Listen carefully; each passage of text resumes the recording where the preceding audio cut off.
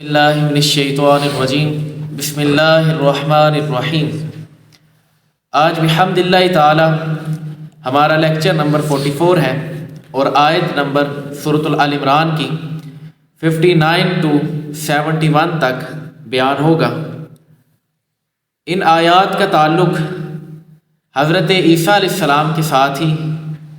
خصوصیت رکھتا ہے اور عیسائیوں کو دعوت حق ہے کہ وہ اپنے آپ کو اسلام کے اندر مکمل طور پہ داخل کر لیں۔ جو بیچ میں وہ دو نمبریاں کرتے ہیں یا اپنی طرف سے چیزیں بنا کے جس چیز کا کوئی تعلق ہی نہیں اسلام کے ساتھ، کوئی تعلق ہی نہیں عقل کے ساتھ، تو ان چیزوں کو سامنے پیش کرنے سے ان آیات کے اندر منع کیا گیا جو ان کے ارادے تھے۔ بسم اللہ الرحمن الرحیم۔ ان مثل عیسیٰ عند اللہ کمثل آدم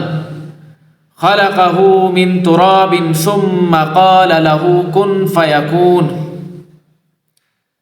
بے شک عیسیٰ کی مثال اللہ کے نزدیک آدم کی طرح ہے جسے اللہ نے مٹی سے بنایا، پھر اسے فرمایا ہو جا تو وہ فوراً ہو گیا۔ تو یہی حضرت عیسیٰ علیہ السلام کا آپ کا یہ لقب بھی ہے، کلمۃ اللہ، اللہ کا کلمہ۔ تو وہ یہی ہے کہ آپ نے اللہ تبارک و تعالیٰ نے کن کہا تو حضرت عیسیٰ علیہ السلام فیکون ہو گئی، یعنی وہ فوراً وہ کام ہو گیا۔ تو یہاں پہ مثال دی گئی کہ تم لوگ جو یہ سمجھتے ہو کہ حضرت عیسیٰ علیہ السلام کے والد نہیں ہیں، تو یہ بات یاد رکھنا کہ حضرت آدم علیہ السلام کے لیے تو تمہارا پہلے اعتراض ہونا چاہیے تھا کہ ادھر تو خالی باپ نہیں ہے، ادھر تو ماں بھی نہیں ہے، تو وہ بغیر نطفے کے، بغیر رحم کے دنیا کے اندر کس طرح آئے؟ تو تمہارا اعتراض اول تو وہ بنتا تھا۔ تو جب تم وہ نہیں کر رہے تو لہٰذا یہ تو چھوٹا ہے۔ تو جب اللہ تبارک و تعالیٰ بغیر ماں باپ کے بچہ پیدا کرنے پہ قدرت رکھتا ہے، پورا کا پورا انسان وجود میں لانے پر قدرت رکھتا ہے، تو پھر حضرت عیسیٰ علیہ السلام کو بغیر باپ کے پیدا کرنے میں تو کوئی معیوب ہے ہی نہیں بات، وہ تو بالکل آسان ہے۔ تو لہٰذا اللہ تبارک و تعالیٰ نے صرف و صرف کن کہا تو فیکون، وہ اسی وقت وہ کام ہو گیا۔ تو لہٰذا اس وجہ سے ان آیات کے اندر یہ واضح کیا گیا ہے، اور انہی کے لیے نجران کے جو عیسائیوں کا ایک وفد آیا تھا، تو انہوں نے آ کے جب بات چیت کی تھی تو ان کو بتایا گیا کہ حضرت عیسیٰ علیہ السلام تو ان کے تو پھر بھی ماں ہے، حضرت آدم علیہ السلام کے تو والدین ہے ہی نہیں مکمل طور پہ، تو لہٰذا یہ تمہارا اعتراض بنتا ہی نہیں۔ الحق من ربک فلا تکن من الممترین۔ اے سننے والے، حق تیرے رب کی طرف سے ہے، پس تم شک کرنے والوں میں سے نہ ہونا۔ اب یہ مخاطب کیا تمام انسانیت کو، یا آپ عیسائیوں کو بھی لگا لیں، مسلمانوں کو بھی لگا لیں، تمام انسانیت کو مخاطب کر کے کہا کہ حق تو تمہارے رب کی طرف سے ہے، تو لہٰذا تم اس معاملے کے اندر کوئی شک میں نہ رہو، صرف و صرف بے شک ہو کے، یعنی شک کے علاوہ اپنی زندگی کو گزارو، اور اس معاملے کے اندر شک میں نہ رہو، بلکہ واضح دلائل موجود ہیں، واضح بات موجود ہے۔ اچھا، اب یہ سارا معاملہ رکھ کے نجران کے عیسائیوں کا وفد آیا تھا، تو نبی علیہ السلام نے اب یہ مکمل بات سامنے رکھی، تو انہوں نے پھر اس کے بعد تسلیم کرنے سے انکار کیا۔ اپنی انا میں بیٹھے ہوئے تھے کہ ہم تو نصرانی ہیں، ہمارا مذہب تو زیادہ وسیع ہے، ہم لوگ تو حق بجانب ہیں، تو یہ تو آپ لوگ بعد میں آئے ہیں تو آپ نے اپنا کلمہ پڑھانا شروع کر دیا اور اپنا دین شروع کر دیا، حالانکہ ان کی کتابوں کے اندر سب کچھ لکھا تھا، انجیل کے اندر نبی علیہ السلام کے بارے میں بشارت تھی، حضرت عیسیٰ علیہ السلام نے جو بشارت دی تھی وہ سب کچھ موجود تھا ان کے سامنے، لیکن اس کے باوجود وہ اپنے آپ کو پھر بھی کہہ رہے تھے کہ ہم حق پہ ہیں اور یہ اللہ کے بیٹے ہیں حضرت عیسیٰ علیہ السلام۔ جب انہوں نے غلو کرنا شروع کیا نا، پھر اللہ تبارک و تعالیٰ نے فرمایا کہ فَمَنْ حَاجَّكَ فِيهِ مِن بَعْدِ مَا جَاءَكَ مِنَ الْعِلْمِ، پھر اے محبوب جو تم سے عیسیٰ کے بارے میں حجت کرے بعد اس کے کہ تمہیں علم آ چکا، یعنی کہ تمہارے پاس پورا کا پورا قرآن مجید آ چکا، اس کے بعد بھی تم لوگ اس پہ آ کے شک کر رہے ہو اور نبی علیہ السلام سے مطالبہ کر رہے ہو، حالانکہ حجت پوری ہو چکی ہے، اس کے بعد بھی کہتے ہیں کہ حجت قائم کرنی ہے ایک مرتبہ، تو پھر اے محبوب فرما دیجئے فقل، تو آپ کہہ دیں تعالو، تو آ جاؤ پھر یہ رمضان، ندعو ابناءنا و ابناءکم، تو کہا کہ آؤ ہم تم بلائیں اپنے بیٹے اور تمہارے بیٹے، وَنِسَاءَنَا وَنِسَاءَكُمْ، اور اپنی عورتیں اور تمہاری عورتیں، وَأَنفُسَنَا وَأَنفُسَكُمْ، اور اپنی جانیں اور تمہاری جانیں، ثُمَّ نَبْتَهِلْ، پھر فرمایا پھر مباہلہ کریں۔ ایک سٹیپ مناظرے کا ہے، مباہلہ اس سے بھی اوپر ہے، مباہلہ کریں۔ فَنَجْعَلْ لَعْنَةَ اللَّهِ عَلَى الْكَاذِبِينَ، تو فرمایا جھوٹوں پر اللہ کی لعنت ہو۔ ہم یہیں پہ ڈیسائیڈ کریں گے کہ پھر سچا کون ہے، کیونکہ عیسائیوں کو تو اپنے بارے میں پتا تھا کہ انجیل کے اندر کچھ لکھا ہے، ہم یہاں پہ خود خدا بن کے اپنے آپ کو واضح کر رہے ہیں، تو لہٰذا ان کو تو سب کچھ پتا تھا، لیکن اس کے باوجود جب انہوں نے یہ بات واضح کرنا شروع کی، کیونکہ یہ جو عیسائی تھے اور یہودی تھے نا، یہ اپنے علماء کو، پادریوں کو یہ خدا کا درجہ دیا کرتے تھے، اس حد تک، اس لیول تک یہ گرے ہوئے تھے۔ اچھا جب وہ درجہ دیا کرتے تھے تو انہوں نے واضح طور پہ کہا کہ ہم تو اپنی اکڑ سے نہیں رکیں گے، تو پھر اللہ تبارک و تعالیٰ نے کہا ہے محبوب ان کو کہیں کہ پھر چیلنج ہے، آ جاؤ اپنے بچے لے کے، آ جاؤ اپنی اپنی نفس، اپنے جانیں لے کے آ جاؤ، اور اپنی اپنی عورتیں لے آؤ، میدان کے اندر آتے ہیں تو تم اس طرح کرو کہ ہم لوگ تم پہ لعنت ڈالتے ہیں، تم لوگ ہم پہ ڈالو، تو دیکھتے ہیں کون پھر نیست و نابود ہوتا ہے۔ نبی علیہ السلام فرماتے ہیں اگر وہ آ جاتے تو ایک نصرانی بھی پھر دنیا کے اندر نہ بچتا، سب کچھ ہلاک ہو جاتا، کوئی سوروں کی شکل کے اندر، کوئی خنزیروں کی شکل کے اندر، کوئی بندروں کی شکل کے اندر، سب کچھ یہ سارے ہلاک ہو جاتے۔ لیکن اب اس کا پس منظر آپ سمجھیں، جب نجران کے عیسائی وفد آیا، انہوں نے مکمل طور پہ بات چیت کی، مناظرے کی بات ہوئی، تو بڑے وہ نا اپنے اندر بان کے بیٹھے تھے کہ صبح پھر مباہلہ ہوگا تو ہم بات چیت کر لیں گے۔ اب یہ مباہلے کے اوپر تو بیٹھ گئی، لیکن جب صبح نبی علیہ السلام نے ایک ان میں سے جو ان کا عبد النصارہ تھا، عبد المسیح، جو یعنی مسیحوں کا بڑا بنا تھا، اور اس کا مطلب یہی ہے کہ مسیح کا بندہ، یعنی یہ اپنے آپ کو مسیح کا بندہ کہتا تھا، تو اس کا نام ہی عبد المسیح تھا، جو ان کا بڑا تھا۔ اس نے کیا کیا، اس کے پاس ایک بندے نے خبر پہنچائی، اس نے دیکھا کہ نبی علیہ السلام کی گود میں امام حسین علیہ السلام موجود ہیں، اور نبی علیہ السلام کے دستے قدرت کے اندر، دستے مبارک کے اندر جو ہاتھ ہے وہ حضرت امام حسن علیہ السلام کا ہے، اور آپ کے پیچھے حضرت علی المرتضیٰ شیر خدا کرم اللہ تعالی وجہ الکریم موجود ہیں، اور سیدہ کائنات، مخدومہ کائنات سیدہ فاطمہ الزہرا سلام اللہ علیہا موجود ہیں۔ جب یہ منظر دیکھا نا عیسائیوں نے، تو نبی علیہ السلام اس صورت میں آئیں گے تو وہ آگے سے ان میں سے ایک پکار اٹھا، کہا کہ اللہ کی قسم میں دیکھ رہا ہوں کہ یہ وہ ہستیاں آ رہی ہیں، اگر یہ آج دعا کریں گے نا کہ پہاڑ اپنی جگہ چھوڑ دے تو اللہ وہ بھی ان کی دعا قبول کر لے گا، تو ہم لوگ تو اس کے مقابلے میں کچھ بھی نہیں۔ تو لہٰذا اتنی بڑی جب انہوں نے وعید کی تو وہ وہیں پہ مکر گئے۔ پھر نبی علیہ السلام جب سامنے آئے تو انہوں نے کہا کہ ہم مباہلہ نہیں کریں گے، لیکن ہم اپنی انا کو بھی نہیں چھوڑیں گے۔ مباہلہ اس وجہ سے منع کیا، ان کو پتا تھا کہ اگر انہوں نے دعا کر دی ہمارے اوپر لعنت پڑ جانی ہے اور ہم نے قیامت تک رسوائی پھر لینی ہے اپنی زندگی کے اندر، تو انہوں نے اس چیز سے بچت کے لیے مباہلے سے انکار کر دیا اور پیچھے ہٹ گئے۔ تو یہ ان آیات کے اندر اللہ تبارک و تعالیٰ نے چیلنج کیا، اور یہ آج بھی ان کے لیے ایک نقطہ اذیت ہے،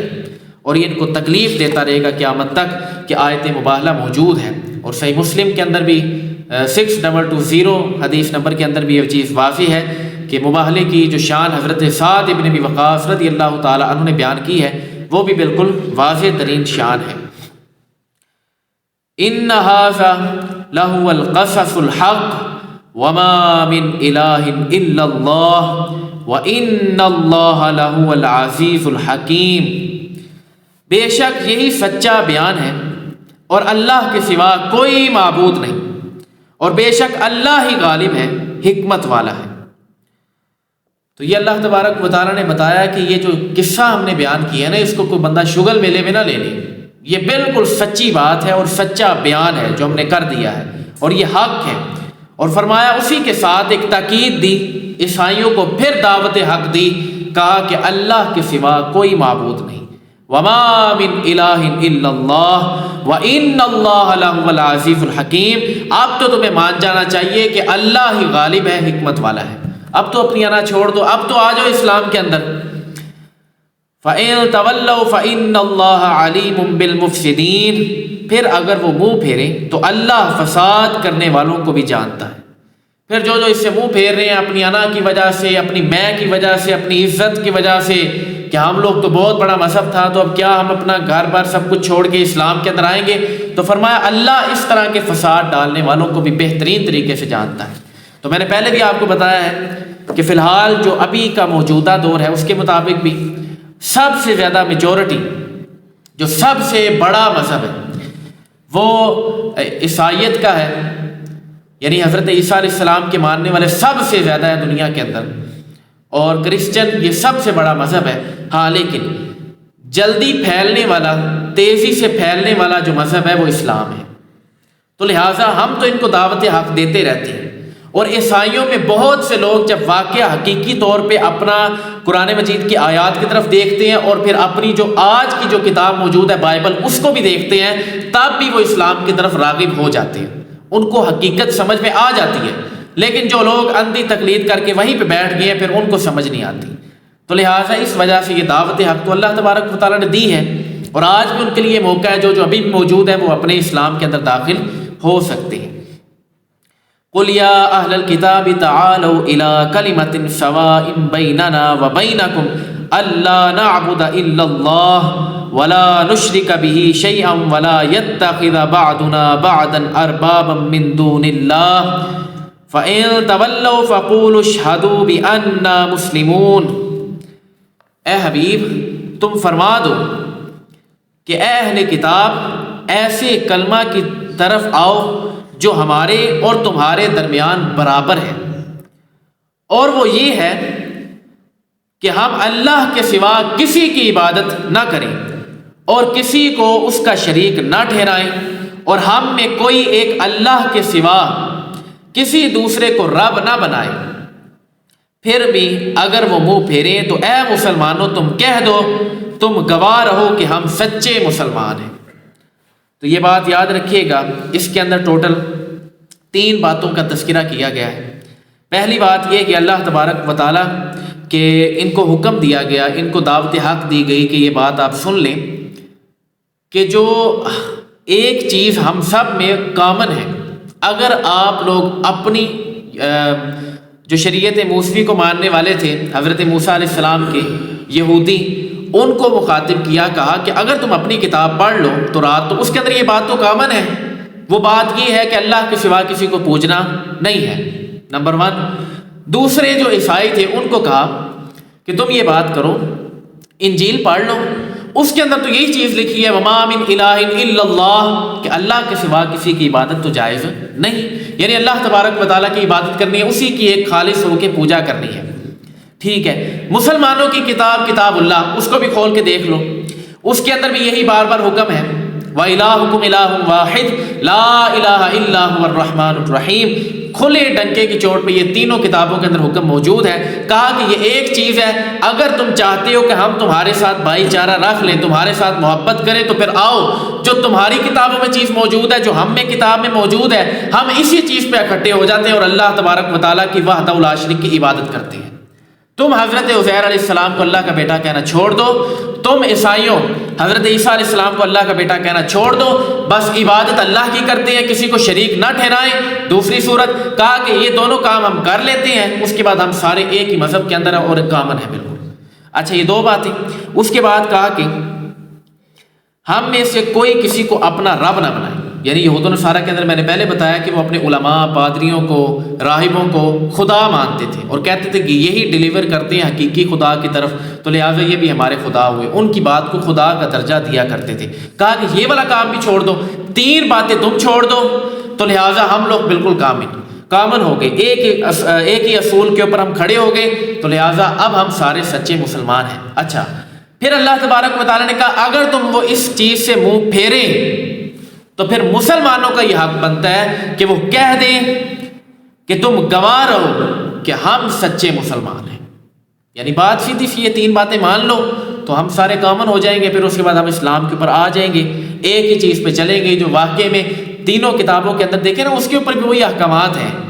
جو ان میں ہے. تو لہٰذا جب عقیدہ توحید کے اوپر متفق ہو گئے تو ان کا شرک جو سب سے بڑا تھا وہ چھوٹ گیا، اور کسی کو خدا بھی ڈکلیئر نہیں کرنا، وہ بھی چیز چھڑا دی. تو لہٰذا اس کے بعد تو یہ سیدھے سیدھے مسلمان ہو گئے. لیکن اگر اس چیز سے منہ پھیریں تو پھر ان کو کہہ دو کہ ہم تو مسلمان ہیں، کہ تم نے جدھر جانا ہے پھر جاؤ. یا اہل الکتاب لم تحاجون فی ابراہیم وما انزلت التوراۃ والانجیل الا من بعدہ افلا تعقلون. اے اہل کتاب، تم ابراہیم کے بارے میں کیوں جھگڑتے ہو؟ حالانکہ تورات اور انجیل تو اتری ہی ان کے بعد ہے، تو کیا تمہیں عقل نہیں؟ کیا واضح پیغام ہے. نجران کے جو عیسائی تھے نا اور یہودی، یہ آپس میں جو علماء تھے آپس میں اب اختلاف کرنا شروع ہو گئے. عیسائی کہتے کہ حضرت ابراہیم علیہ السلام ہمارے ہیں، ہم انہی کے دین پہ ہیں، اور وہ بھی یہودی تھے. ان کو سیدھا دیں کہ اپنی بات جب اپنا چھکا مارنا ہو تو ساتھ میں ان کو بھی مروا لیا، یعنی کہ ساتھ میں ان کو بھی کہہ رہے ہیں کہ وہ بھی یہودی تھے. حالانکہ بات کہیں بنتی نہیں، کہیں پلہ پکڑا ہی نہیں جاتا یہ والا. اچھا، دوسری طرف عیسائیوں نے کیا کیا؟ اپنے دین کو سچا ثابت کرنے کے لیے کتنا بڑا بہتان بازی اور کتنا جھوٹ بولا اور جہالت کی انتہا کر دی. کہا کہ حضرت ابراہیم علیہ السلام تو عیسائی تھے. اچھا، یہودی کہتے ہیں یہودی تھے، عیسائی کہتے تھے کہ حضرت ابراہیم علیہ السلام عیسائی تھے. اچھا ٹھیک ہے. اب سب سے بڑا جو اللہ نے جواب دیا، اللہ نے کہا تمہیں اتنی بھی عقل نہیں ہے کہ حضرت موسیٰ علیہ السلام تو حضرت ابراہیم علیہ السلام کے بعد آئے ہیں، اور حضرت عیسیٰ علیہ السلام بھی حضرت ابراہیم علیہ السلام کے بعد آئے ہیں، تو لہٰذا تم کہہ کس طرح سکتے ہو کہ یہ تو یہودی یا نصرانی تھے، حالانکہ یہودیت اور نصرانیت تو حضرت ابراہیم علیہ السلام کے بعد آئی ہے، تو وہ کس طرح یہودی اور عیسائی ہو سکتے ہیں؟ کیا تمہیں اتنی بھی عقل نہیں ہے جاہلوں، بے وقوفوں؟ افلا تعقلون، تمہارے اندر اتنی بھی عقل نہیں ہے کہ تم اتنا بھی نہیں سوچ سکتے؟ دیکھیں نا، ایک شریعت، ایک بندہ آیا ہی پہلے ہے، اس کے کھاتے میں وہ چیز ڈال رہے ہیں کہ جو یہ ہے، تو لہٰذا یہ بالکل کسی سرے سے پکڑا ہی نہیں جاتا پلہ. تو پھر یہ مقدمہ اپنا نبی علیہ السلام کی بارگاہ کے اندر لے کے گئے، تو اس وقت یہ پھر آیت مبارکہ نازل ہوئی کہ تم اتنی بھی عقل نہیں آ رہی، تم اتنا بھی غور و فکر نہیں کر رہے کہ اپنے مذہب کو سچا ثابت کرنے کے لیے جو اس وقت تھا بھی نہیں، یہودیت اور نصرانیت کے دور کے اندر، تم اس کو کہہ رہے ہو کہ وہ اس طرح. پھر اللہ تبارک و تعالیٰ نے حضرت ابراہیم علیہ السلام کا بھی طریقہ بتایا، کیونکہ حضرت ابراہیم علیہ السلام کے جو بڑے زیادہ ان کے احکامات تھے، جو مسائل اس دور کے اندر چلتے تھے، وہ ہم لے کے مسلمان چلتے ہیں. تو لہٰذا اللہ تبارک و تعالیٰ نے پھر بتایا کہ حقیقی طور پہ دین ابراہیم پر ہے کون، یہودی ہے یا عیسائی ہے؟ تو دونوں میں سے کوئی بھی نہیں ہے، بلکہ مسلمان حقیقی طور پہ دین ابراہیم پر ہے. ہا انتم ہؤلاء حاججتم فیما لکم بہ علم فلم تحاجون فیما لیس لکم بہ علم واللہ یعلم وانتم لا تعلمون. سن لو، تم وہی لوگ ہو جو پہلے اس معاملے میں جھگڑتے تھے جس کا تمہیں علم تھا، تو اب اس میں کیوں جھگڑتے ہو جس کا تمہیں علم ہی نہیں، اور اللہ جانتا ہے اور تم نہیں جانتے.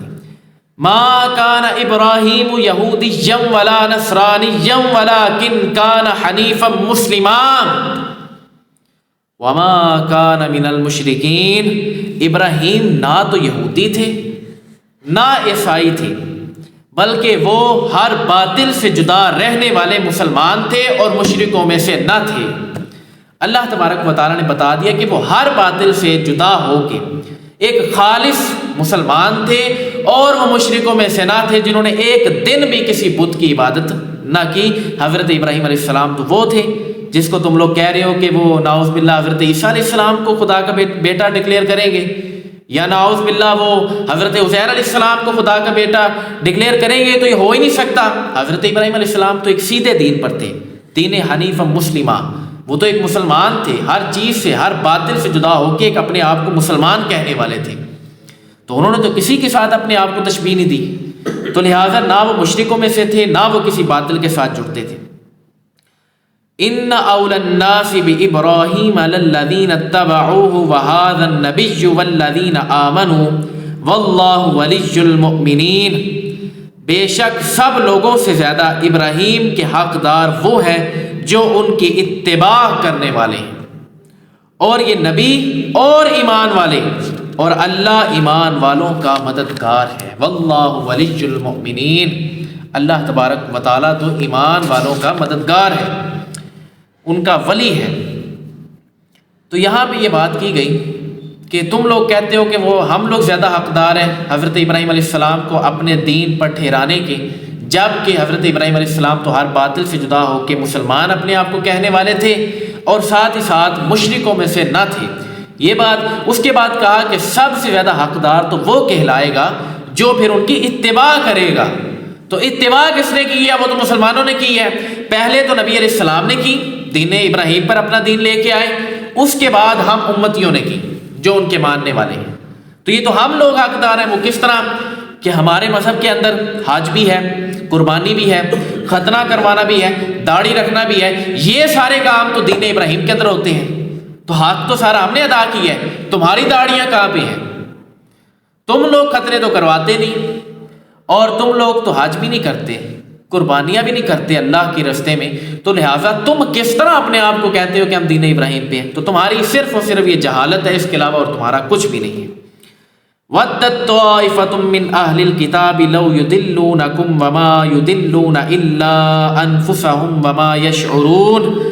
کتابیوں کا ایک گروہ دل سے چاہتا ہے کہ کسی طرح تمہیں گمراہ کر دیں، اور وہ صرف خود کو گمراہ کر رہے ہیں اور انہیں شعور نہیں۔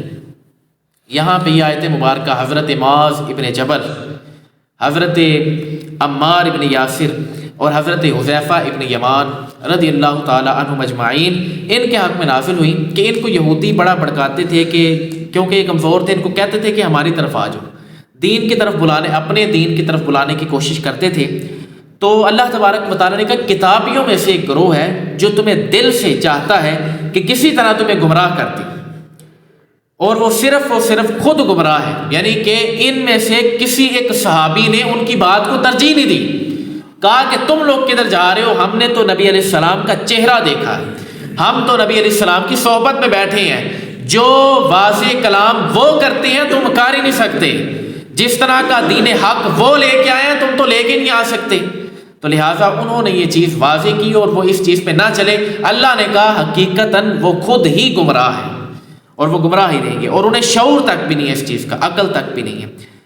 یا اہل الکتاب لم تکفرون بآیات اللہ وانتم تشہدون، اے کتابیوں اللہ کی آیتوں کے ساتھ کیوں کفر کرتے ہو حالانکہ تم خود گواہ ہو۔ کتنے واضح کلام ہے کہ تمہیں ہر چیز کا خود پتہ ہے، تمہیں یہ پتہ ہے کہ تورات کے اندر نبی علیہ السلام کے اوصاف لکھی ہیں، تمہیں پتہ ہے کہ تورات کے اندر یہ چیز لکھی ہے کہ ہم نے عقیدہ توحید پہ رہنا ہے، تمہیں بھی پتہ ہے کہ نبی علیہ السلام کے اوصاف انجیل کے اندر لکھے ہیں،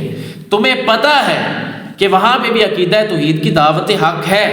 تمہیں یہ بھی پتہ ہے کہ حضرت عیسیٰ علیہ السلام بھی کھاتے پیتے رہے اور جو کھائے پیے وہ خدا ہو نہیں سکتا، تمہیں پتہ ہے کہ جب انہوں نے کہا کہ میں مردوں کو زندہ کر سکتا ہوں، میں اندھوں کو آنکھیں دے سکتا ہوں، میں سارے کے کوڑ کے مریضوں کو شفا دے سکتا ہوں، تو انہوں نے 7 الفاظ بولے بِإِذْنِ اللَّهِ، اللہ کے حکم کے ساتھ، اللہ کے اذن کے ساتھ۔ تمہیں سب کچھ پتہ ہونے کے باوجود تم جانتے بھی ہو پھر بھی ہماری آیتوں کے ساتھ کفر کرتے ہو، تو لہٰذا تمہیں پھر ہم حق کی دعوت دیتے ہیں کہ تم آ جاؤ اور اسلام قبول کر لو کہ یہ واضح دین ہے جس کے اندر ہر چیز وضاحت کے ساتھ ہے۔ یا اہل الکتاب لم تلبسون الحق بالباطل وتکتمون الحق وانتم تعلمون، اے کتابیوں حق کو باطل کے ساتھ کیوں ملاتے ہو اور حق کیوں چھپاتے ہو حالانکہ تم جانتے ہو۔ حق و باطل کو آپس میں ملا کے رکھنا اپنے پیٹ کی خاطر، تو یہ والے کام سارے کے سارے یہودیوں اور عیسائیوں کے، تو لہٰذا دین حق سامنے پیش کرنا یہ ہر مسلمان کا حق ہے، اور جو اس میں 2 نمبری مارے تو یا پھر اپنا اس طرح کے معاملات کرے جو اللہ تبارک و تعالیٰ نے قرآن مجید کے اندر یہودیوں اور عیسائیوں کے لیے مخاطب کیا ہے کہ اے کتابیوں حق کو باطل کے ساتھ نہ ملاؤ، یعنی آدھا حق لے کے آدھا باطل۔ یعنی کیا کرتے تھے کہ تورات کے اندر اور انجیل کے اندر لکھا تھا کہ نبی علیہ السلام آئیں گے، اب انہوں نے کہا کہ آئیں گے تو تھے، آنا تو ہے، لیکن جو یہ والے آئے ہیں نا یہ نہیں ہے، یعنی حق بتا رہے ہیں کہ نبی نے آنا ہے، لیکن ساتھ میں جو اوصاف تھے ان کو تبدیل کر کے اپنی عوام کو بتاتے تھے۔ جو لکھا تھا بالکل ہو بہو اس طرح کا آگے ڈلیور نہیں کرتے تھے، بلکہ اس کے اندر تبدیلی کر کے کہتے تھے کہ یہاں پہ تو یہ لکھا ہوا ہے، یہ سارے سن لیں کہ یہاں پہ تو یہ لکھا ہوا ہے کہ نبی علیہ السلام تھوڑے زیادہ لمبے قد کے ہوں گے، حالانکہ وہاں پہ تو یہ تھا کہ بالکل درمیانہ قد ہوگا، انتہائی خوبصورت ہوں گے۔ انہوں نے کہا نہیں، ان کا تھوڑا سا ہونٹ اس طرح کھلے ہوں گے۔ اپنے سے ناؤذ باللہ چند باتیں تبدیل کر کے حق یہ بتایا کہ آئیں گے، لیکن یہ والے نہیں۔ اچھا، باطل کے اندر کہہ دیا کہ